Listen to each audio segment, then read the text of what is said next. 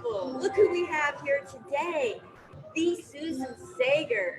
Did I pronounce it right? You did. You actually did. Yay. It's so much easier than some names out there.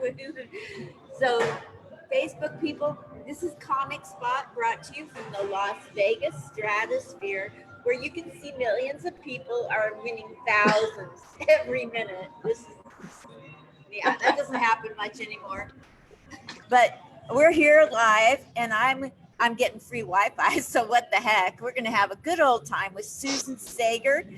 She's right there in the other box. And yeah, Comic Spot, by the way, is where this little Army veteran me gets to vet out veterans of comedy like Susan Saiger. Let's hear her intro that she gave to me. She says, Susan has been in the comedy scene in LA since 1980, you guys. Give it up for that. Holy Toledo. First, she was a waitress at the Comedy Store. Oh my good night, has she got stories to tell. She went on to perform improv there and other clubs around the city, best known as Doris the Dominatrix from the cult comedy film Eating Raoul. Oh my gosh, yes. She was in several films and even acted with Sean Connery. After taking 18 years off to raise 3 kids, she returned to the stage as a stand-up. And my finger isn't working. On a dare for one night only. That was 12 years ago. And this is Susan Saiger. Hi, Susan. Hi, Linda. I'm so happy to be here.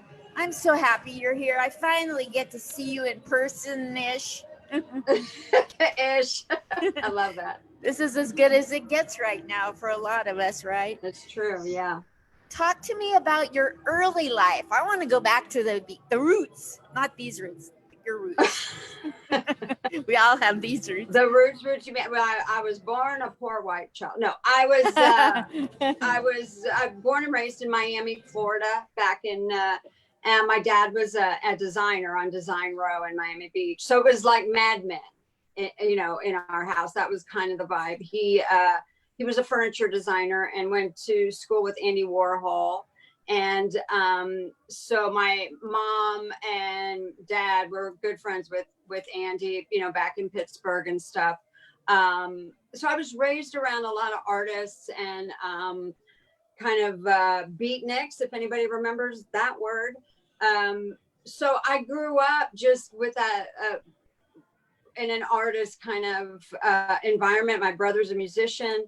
He just had a re-release of an album he did in the 70s, which is pretty cool. You can find it on my page on Facebook. And, it's like I tell people, my parents had these friends, Bill and Ray, who were a couple. And I used to call them Auntie Bill and Uncle Ray. And I would draw pictures for them and put it on their, refrigerator. So I grew up like not knowing that anything was different or wrong about them. So I think that's kind of a cool way to grow up. I do too. I do too. So when in your life did you realize you're funny? Oh gosh, it was, I think my senior year in college, I majored in acting and directing, and my performance piece was the play Knock Knock by Jules Pfeiffer. And I played a crazy girl who thought she was Joan of Arc. And it was the first time I was, because I wanted to be a Shakespearean actress. That was my thing. I played Juliet. That's one of my big jokes is, I wasn't always a stand-up. I played Juliet. So this is what Juliet would look like had she lived. So bad, but then when I did that play and I heard people laugh, that was it. That was it. And so what was your what happened to make you go try comedy from acting? Okay, I right out of college, I got in a cast in a dinner theater show that traveled all around, with Robert Morse, Play It Again, Sam. And I did that for a year after I graduated and came out to LA after that and started working as a waitress at the Comedy Store. It was my first job in LA.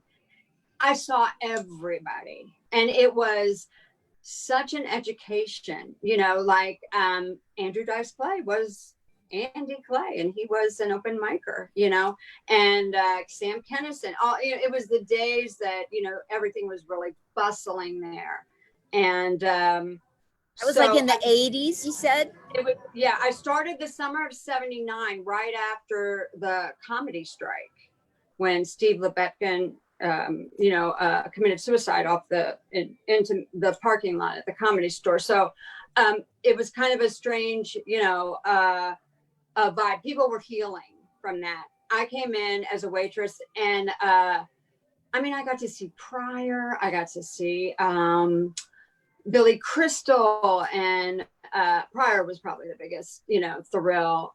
Rodney Dangerfield. Just everybody. And it was just watch and learn. And I never thought I could do stand up. I tried it. Like in 82 or 83, something like that. And what I realized was I didn't have enough to talk about. I didn't have enough life, it was dating, LA, traffic, the things that you had seen before. And I felt like, yeah, it was funny. But doing improv was great because of the danger of it. And as an actor, I liked working with other people. And one night I was doing a show. We opened for Robin Williams Group, the Comedy Store Players. And one night I was doing a show, and you know who Betty Thomas is? No. She was on Hill Street Blues, and she directed like a bunch of films. I could roll them off if I was thinking, but I can't. Anyway, she was 6 foot blonde, large girl, with blonde curly hair. I was 5'3", long dark hair. Well, she was supposed to play Doris, and she had to bow out because of Hill Street Blues was shooting their exteriors up in, I think it was San Francisco, whatever. So they had 3 days to find a replacement. And I was performing at the Comedy Store, and it was just like they went, that girl. And I got a call. A friend of mine who was a waitress there, her boyfriend was the AD on the movie. So he told Paul Bartel, who directed it, about me. Paul called me the next day, and I went to his apartment to audition. Now, anybody who's an actor knows that's so stupid. Don't ever do that. If you're out there and you're starting out, that is so dumb. And but I was young and naive, and I knew it was for dominatrix. They had sent me the script and all this stuff, and so I went to his apartment on. Do you know LA? Yes, I lived there for a year. Oh, all right, on West Hollywood, on Crescent Heights near Fairfax, and in that area. Yeah. And I wore one of those danskin leotards with the skirt that you tied, at the waist. And it was all black with fishnets, and I had my 6-inch green glitter platform shoes on. And Paul opened the door, and I just stood there and let the skirt go. And I was there in my leotard and fishnets, and I went, "I'm Susan Saiger." And he just started laughing. And I got the part. It was my first audition for a film. And 30 some years later, I was in New York 2 years ago at the American Film Academy, and the place was packed with people, students from Columbia and NYU, wanting to know how we did it. Because, it was one of the first indies that, they made on no money that was successful and did well. So people, I guess, study it in film class now. You never know. That's why I always tell people, do, whatever you're offered, just do it, unless it's morally, wrong for you. But do it, because you never know. And just don't expect anything, just do it for the work, always for the work. So you've done a lot of things in acting. Mm-hmm. Put aside your comedy. Tell me some of the highest points, 4 or 5 of the highest things in your acting life. Because Sean Connery. Working with Sean Connery, yeah, and Mark Harmon, who was a dreamboat, you know, and Mark came up to me that morning and was like, "Oh God, Susan, it's the only comedy scene in this whole movie. Can you like come to my trailer and run this with me 200 or 300 times?" I said, "I'm already there. I'm sitting there waiting for you." I was like, "Yes." Aw. And doing makeup that morning, you know, I'm sitting in the makeup chair, and everything's like that. It was like out of a movie. Everything's backlit, and in walks this imposing figure. You know, when he puts his hands on his shoulder and he looks down at me and he goes, "Ah, you must be Susan." And I like, after I pick my heart up off the floor, and I go, "And you must be Sean." You know, like Oh my God. I know. And, you know, I was so happy that I got to sit with him in the you know, next to him in the makeup chair and just kind of banter about, because I think if I had met him on set, right, when we were starting, I would have been like, you know, but he's just, I got to say this about him. I knew he had a reputation for, you know, not being that nice. He's one of the nicest people I've ever met in my life. When I did my close-ups, he stayed on set so that I could work with him. Now, you know, somebody of his caliber, that was so generous. You know, and all day long I would do goofy things, like I'd throw my camera, because back then, you know, we didn't have cell phones. I'd throw my camera to the AD and say, "Oh, Sean's mother would like a picture of us," you know, and he would just go along with, you could tell he's a man who loves what he does, you know, and he drank up every minute on the set, and that was really cool for me. Beautiful. Well, for everybody. Yeah. And I think I'm going to tell you, one of the hardest ones was, I did a movie, I think it was in the late 80s, I can't remember the year. It was called Scenes from the Class Struggle in Beverly Hills, and the little girl from My Sister Sam, now that I'm talking, her name escapes me. The little girl that was murdered anyway, we shot the film. I'll think of her name as we're talking. We shot the film, and she was murdered. It was a crazy fan who came to her apartment. It's Rebecca Schaefer. That's who it is, Rebecca. And then Rebecca's Law came into being because this crazy fan got her address from the DMV. And Rebecca's Law changed that you can no longer, you know, unless, you know, police can do it, but not a private citizen. And so when that movie premiered, it was a very odd kind of looky-loos, you know, because she wasn't there, and it was just like all during that time.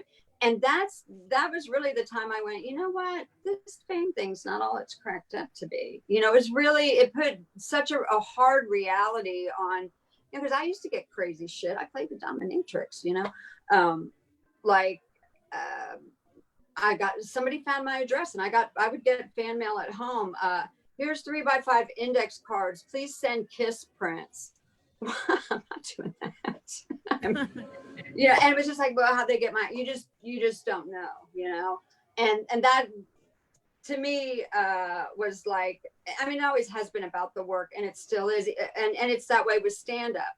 I love the process of stand-up, and the outcome is what it's going to be, but along the way is what, to me, the joy is, you know. Absolutely. Right, writing a joke, and then it's almost there, and you rewrite it, and you try it, and you go out and you bomb. I never thought that I would accept bombing. I thought that's not an option, and I've come to relish it, because you learn way more from the sets that don't go well than you do from the sets that go great, you know. And it's humbling as it is, getting out there and just not being afraid to bomb or to be bad, or that's how you work.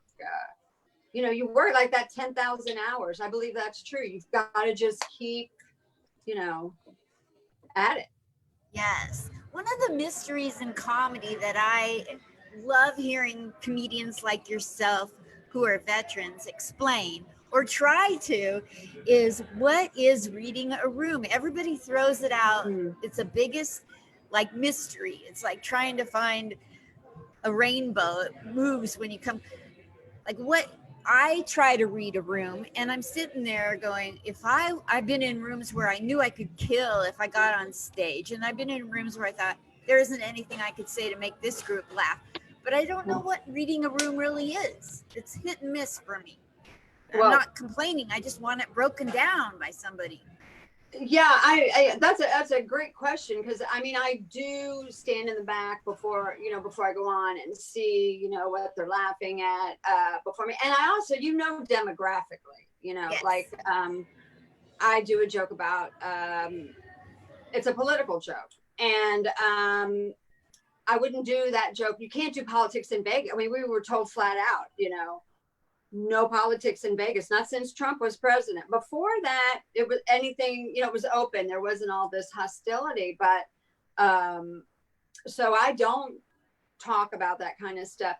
And I think more than reading the room, it is, I don't know. Do you know instinctively? See, I'm a woman of age, Medicare, free drugs. Okay. My AARP bag can now vote. That I refuse. I will not join AARP. I won't. You either? I'm just saying I'm 68 and then one. So. That's a sexy age. So most of the rooms are younger. People than me. Most of the rooms are, depending on where, it's a different audience in Florida. It's a different audience at the Comedy Store, the Improv. It's a different audience at Flappers. Because I live in Burbank.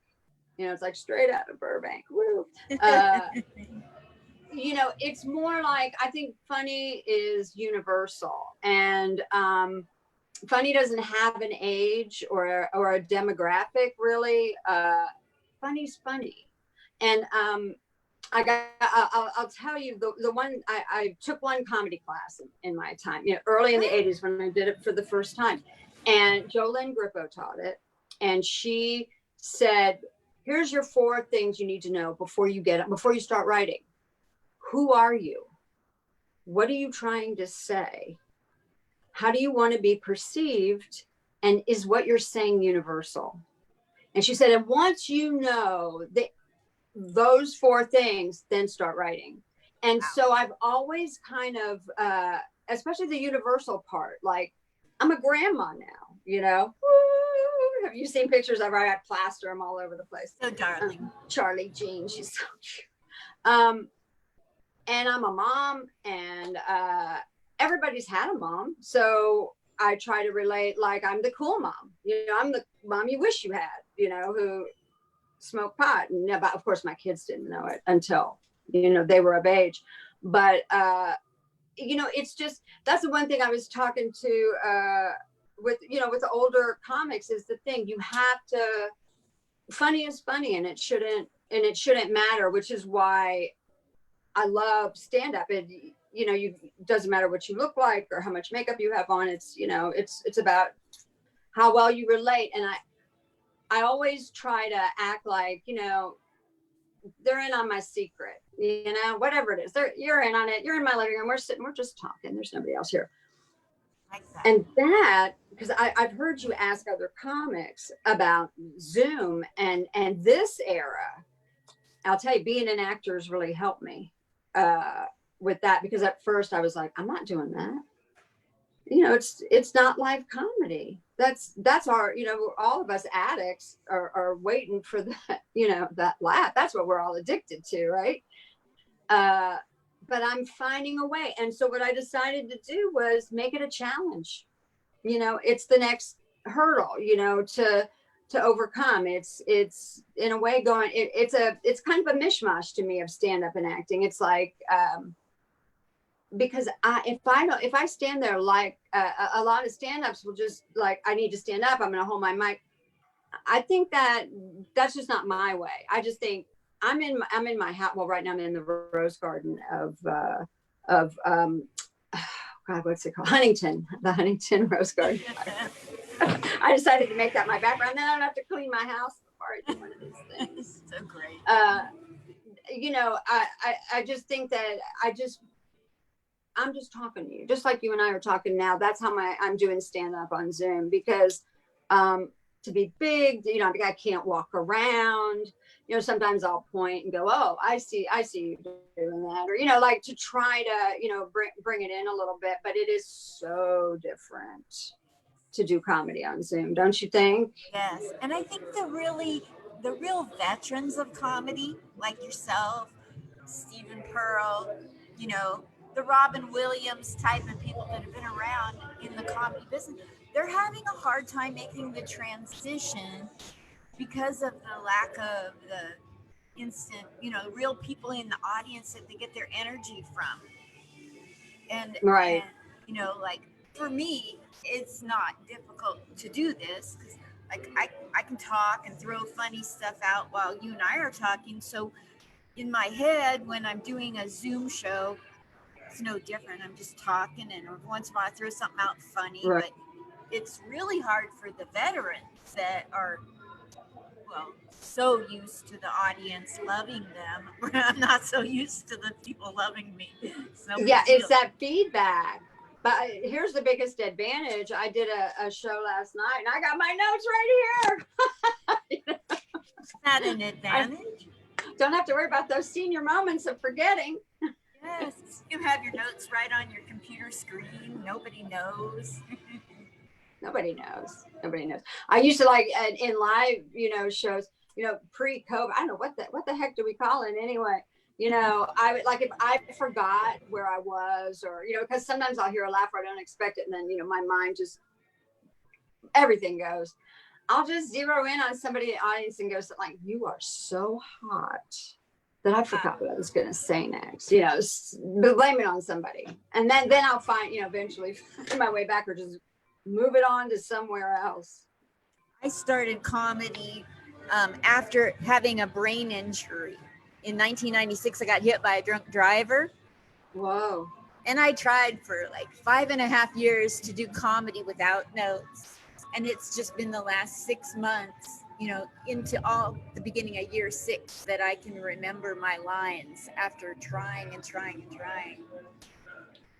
And it's hard because, you know, you keep adding material, and that's the thing. When I want to put a new bit in, you know, my main nemesis is my memory is forgetting to do it, you know, and then I'll get off stage and go, "Oh my God, I wanted to do that new one I've been working on." But you get on a roll, you know, and it's gone.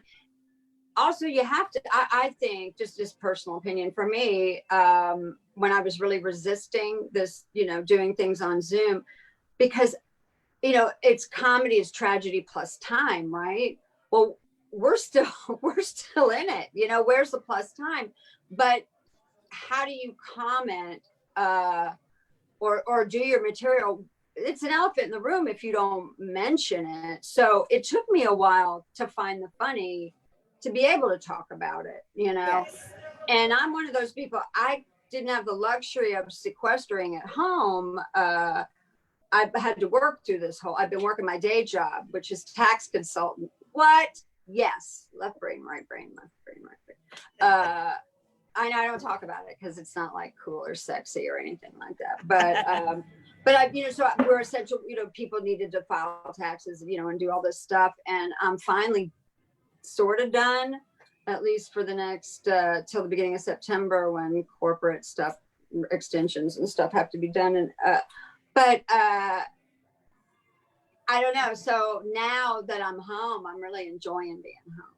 Yes. You know, it's, yeah, I've had a week off now and it's been great. Well, I'll tell you what, I've gotten a lot of writing done, you know, and then like I was taught by Jerry Corley to write 30 jokes a day, but I didn't know I had joke writing OCD. And so like when I'm really sad or depressed, because like my daughter hasn't spoke to me in 6 years, imagine having one child and she doesn't talk to you. So when I'm sad, I write like 100 jokes a day just to pull, you know, or I go make 100 people laugh. Then that'll pull me out of sadness, right? Right. And you know, like he taught me how to write jokes, but nobody taught me how to put them into a set. That's been with the brain injury, like it's a crapshoot. That's so challenging. I can't imagine, that's it's stand up is going to be one of the hardest things I've ever done. Except maybe get divorced. I don't know. I got divorced too. Yeah, but and it wasn't the divorce, it was what led up to making the decision, to go, oh, this is not good for anybody. And it took me 7 years to talk about it on stage because I couldn't find, I didn't think it was funny. I mean, I enjoy other people's stories about it, but for me, I never wanted to come off as bitter or, for me, because I didn't feel that way. Getting divorced was like, once I made the decision, knew it was right. I do talk a lot about my kids though. I have three and 2 are adopted. And I talk about them a lot. My daughters are both from China. And so this is kind of how stand-up started for me when I was living in Tampa. Was I used to do a seminar for adoption called People Say the Strangest Things. And it was all how to deal with all the comments, that people would come up to, intrusive kind of things, being an interracial family. So I just added punchlines instead of informative stuff. And that was like my first, in my first set was about a lot about them, my girls. That's great. And my son was a stoner, and now that I have a granddaughter, it's like that's the icing, for all of this. And by the way, my son's not speaking to me right now either, but he'll, it'll be fine. He's just mad at me for something. We go back and forth all the time, but I do see my little granddaughter at least once a week. And that's the hard thing about, not being able to travel is I want to smell her skin so bad. I really do. Oh God, she's got the gap. And I know that every time he gets mad at me, he's got to look at his daughter and go, oh my God, she's here to haunt me. Oh my gosh. So is your son older than your 2 adopted daughters? Well, Sam is 28. Haley is 7 months younger, is just turned 28. Yeah, just turned 28 this month. And Emily's 22 now. She still lives with me. And are Haley and Emily related? They are now. But no, they had no connection to each other before. Just because they're from China, Linda, that was so racist. It's a big fucking place, Linda, Yeah, that was, I mean, life is crazy. Some of the stuff you don't think is going to be funny ends up being funny. But to me, like, that's what I talk about. I talk about my life, and I write what you know, right? Yes. I did have somebody this is a kind of a fun story that came up to me one time. You know how many people come to you go, oh, here's a funny one. You can use that if you want. And you go, no thanks. But a good friend of mine came up to me, Paul Rosenbaum, and he said, I don't know if you can use this, but, and he told me, he said, a friend of mine's like 70, his wife passed away, was dating this woman. They met on Match.com. Everything was going great. They went back to her place. They had sex. He had a heart attack and she had to go with him in the ambulance to the hospital. And I went, oh my God, Paul, not only did that just happen to me, but I was wearing a naughty nurse's outfit when it did. And I got to tell you, I wrote this bit. One day it's going to be my closer. But it was the hardest, piece I ever wrote because it didn't actually happen to me. So what I did was I did a journal, like a Dear Diary. First, and I laid out the whole evening just for me, so that because I knew what the jokes were, but they didn't sound. There was something missing, and what it wasn't personal. So I had to make it personal. And I worked on it. And I remember the first time I did it at a mic or in a show, whatever, this woman came up to me and said, "Oh my God, that happened to my friend." Oh, you know, and I went, "Okay, I've arrived. I did it. The joke's gonna live. It's gonna be okay." Wow. But that's the only one really that either didn't happen to me or somebody I know. But the process, see, again, let's get back to it was the process of writing that joke was so rewarding to me, because I found, to do something new and find it, Yes. Like most new comics, because like let's be real, 5.5, 6 years in comedy is pretty new. And at first I'm just writing stuff to see what will land on the wall and stay up there. Right. And it doesn't matter if it happened to me. If I feel it, believe it, it didn't matter. If I saw a punchline, that's the joke I'm going to tell.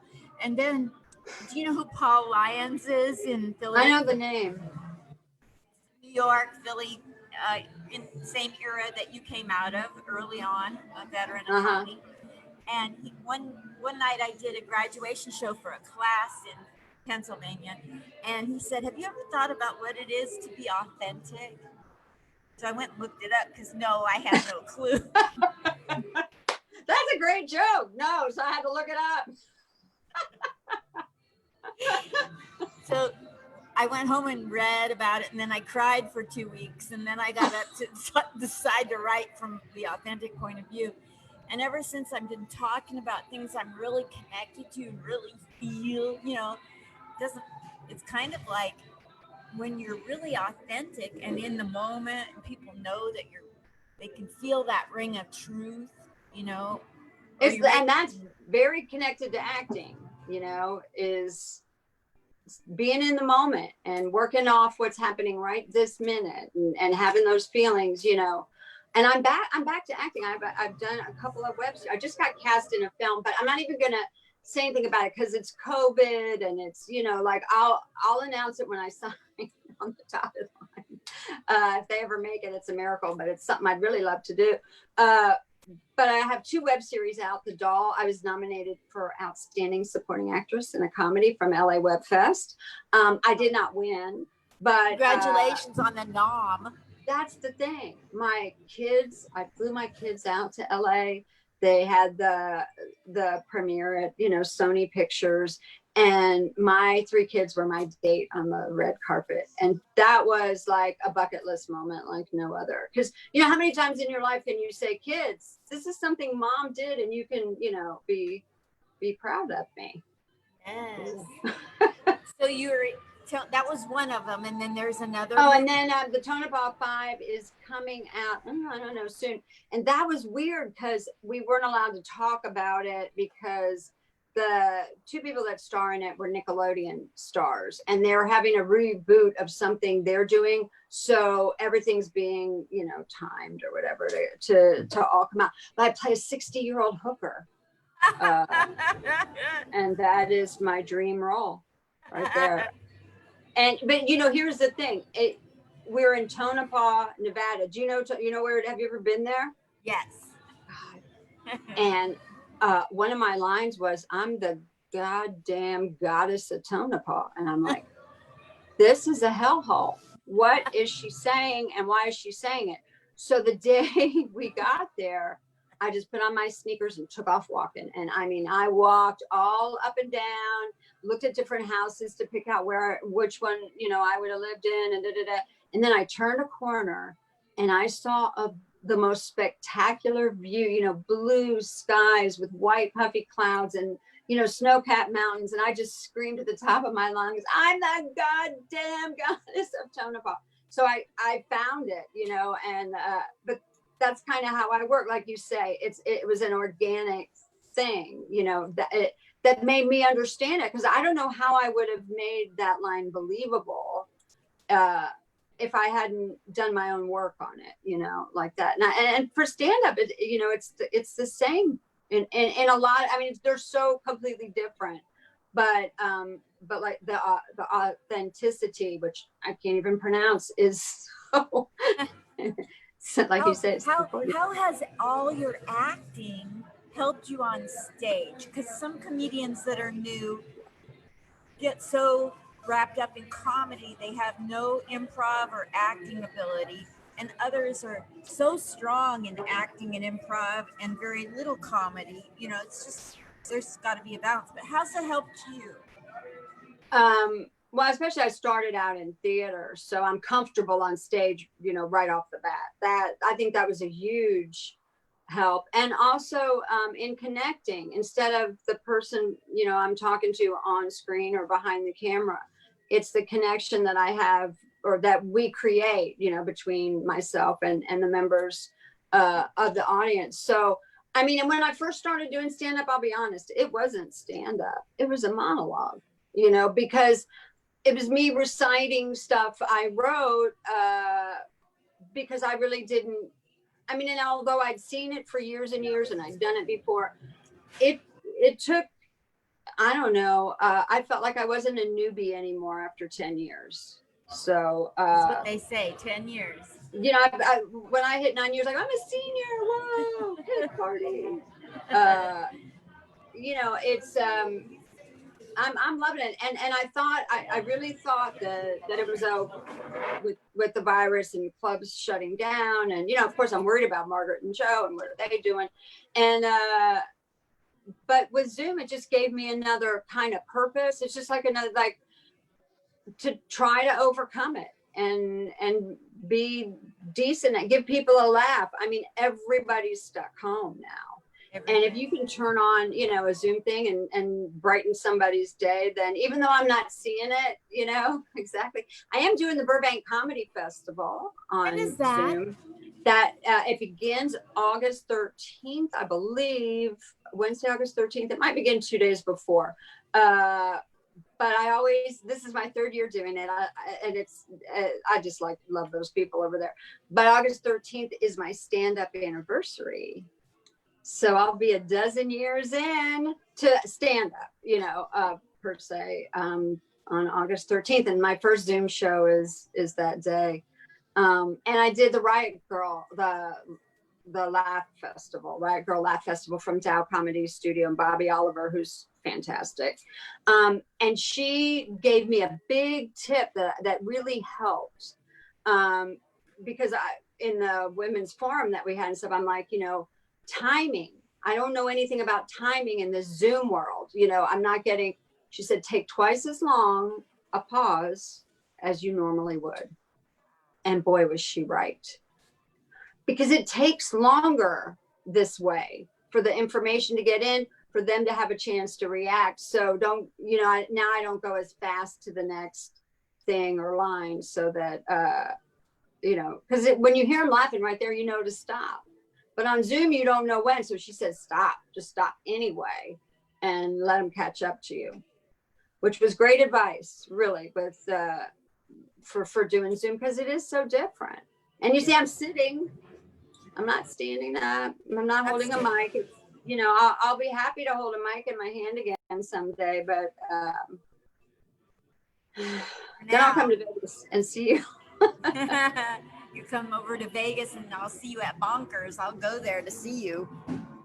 I love that place. I've done the Stratosphere, the New York Comedy Club is a great little club where you are. Yes, I love it. There's a million of them there. We like all the Jack Slammy shows. I love Jack Slammy. I mean, he was so nice to me from the get-go when I first started coming to Vegas, and he's a real stand-up. I mean, just the people I've met in Vegas. Steve McAnally, do you know Steve? Love Steve. And Carla, she's yes. Vegas has a great comedy community. People, you don't suspect that would be the case, but you all really do, and you support each other, and there's a lot of mics, and they've been very welcoming to me and my other cool mom, Jennifer Valley. That's who travels with me when I go around in Vegas. That's cool. I've gone to shows here in Vegas where the host has 30 years of comedy experience.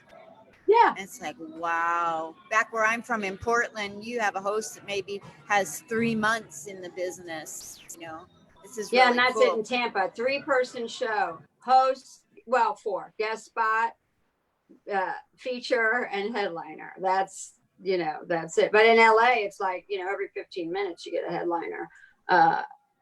Because there's so many out here. What's some of the highest points, funniest, craziest things at Comedy Store that happen that you can talk about? Well, the night that I found out I was cast in Eating Raoul, I was backstage in the green room, and we were waiting for the show to start, and the phone rang, and Robin Williams answered the phone.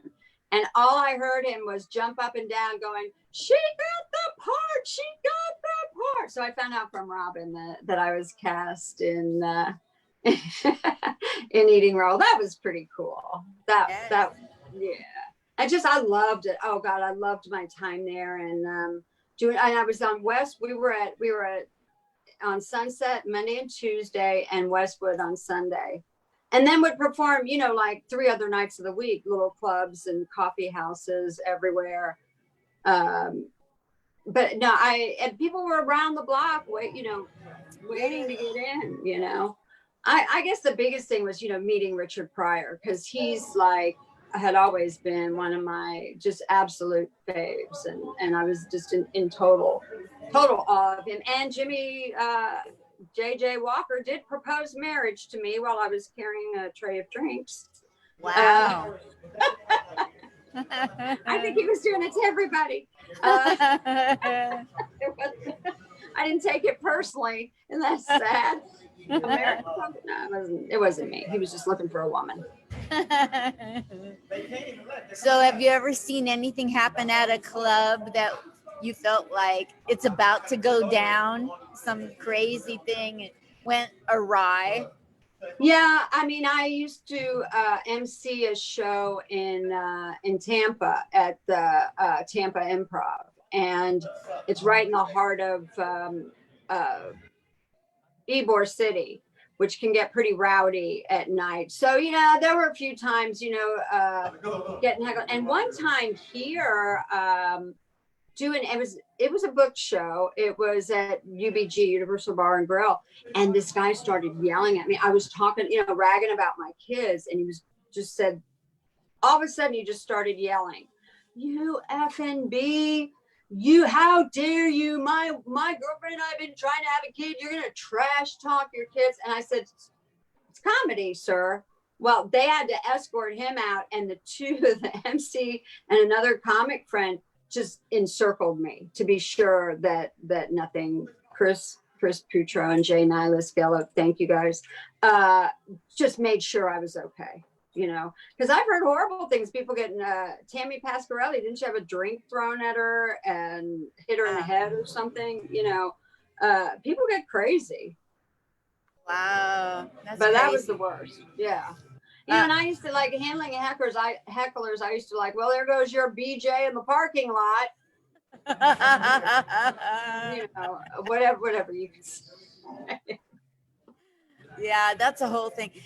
I remember I was at my very first club right after, me and my daughter went our separate ways. I said, "You guys got to teach me comedy so that, I can get through this crisis I'm going through." And it was in a city called Menifee, California, and there are a lot of military out there, and I'm a military veteran, so I invited all the Temecula military wives and their husbands, and they all came and filled up the place. So I got to go up on stage my first month in comedy after a breakup with my daughter. Wow. I don't know what the hell I'm doing. No idea, Susan. And so, yes, you can. I don't think any of us really do. We just get out there and have our fun. I don't tell people, "Oh, go out there and kill." I say, have a fun set. Because if you have fun, they have fun. And that's what it's about. Yeah, people can tell. And I got a heckler on my first show, So I was so reticent to even start my comedy set. So I did a couple jokes before I did the jokes. And this lady read me from the back of the room. She knew it was like the preamble to the Constitution. And she was like, when's the comedy going to begin? I'm like, damn, I'm busted. Oh, no. I remember the first time I bombed, I was just like, oh my God, there it goes. But, Jerry Seinfeld's bombed. Everybody, you have to. It's part of the process. Yeah.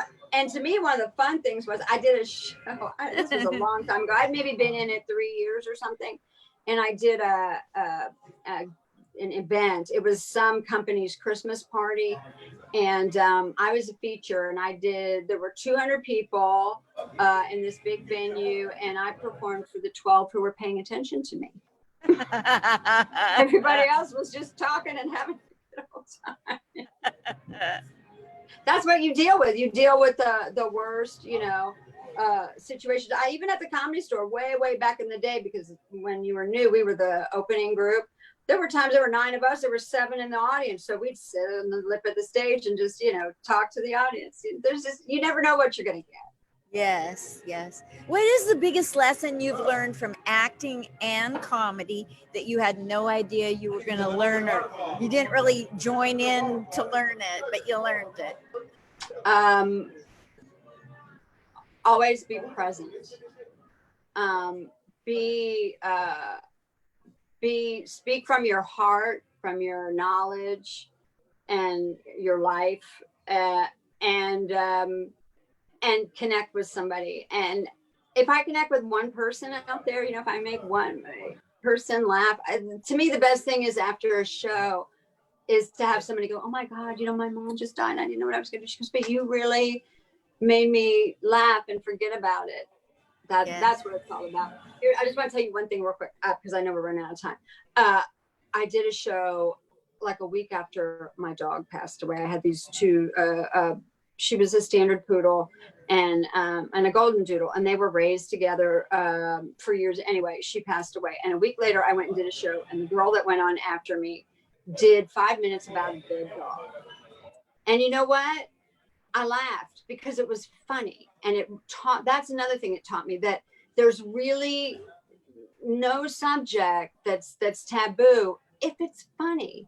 And this girl, I hugged her so hard when she got, back when we could do that. I hugged her so hard because I said, thank you so much. I never, you brought a laugh from a place of such pain that's funny shit, good on you. So I don't shy away from subjects, really. I mean, I do talk, politics isn't my thing, but I do talk about it a little bit. It's so dividing right now. It's not what you want to do, really, when with your audience, you want to forget what's going on out there. Yes, I do. Oh yeah, and none of us knows, and it's uncertain times for everybody's coming from a place of uncertainty right now, and that's what a friend said. They need comics now more than ever, because we've got to comment, we've got to bring people their 10 moments of joy in their day, and that to me is really rewarding. Yes, I think it's a crime to say that comedy is not essential. I just do think it's a crime. When do we need comedy more than right now? Comedy is essential. Okay, here's what I found out during COVID. Comedy is essential. And I'm very grateful that weed dispensaries are an essential service. That's a wonderful thing. They are for me. Yes, especially right now. If they that's what I mean. Yeah, I was like, really, I could, but to walk into a weed store, with my mask on, it's like, oh, okay. It's all good, whatever it takes. Thank you so much for this amazing interview. Thank you for having me. It was a joy. I'm glad I got to virtually meet you. One of these days when the world opens up, we're going to get to really hug. I love you. Everything I've heard about your reputation does precede you. It's true. You're in the moment. And Thank you so much. Feel like I got to know you. Thank you so much. Thank you. Oh, good luck with the rest of your show today. Thank you. I'll see you later. Bye. Love you. Bye.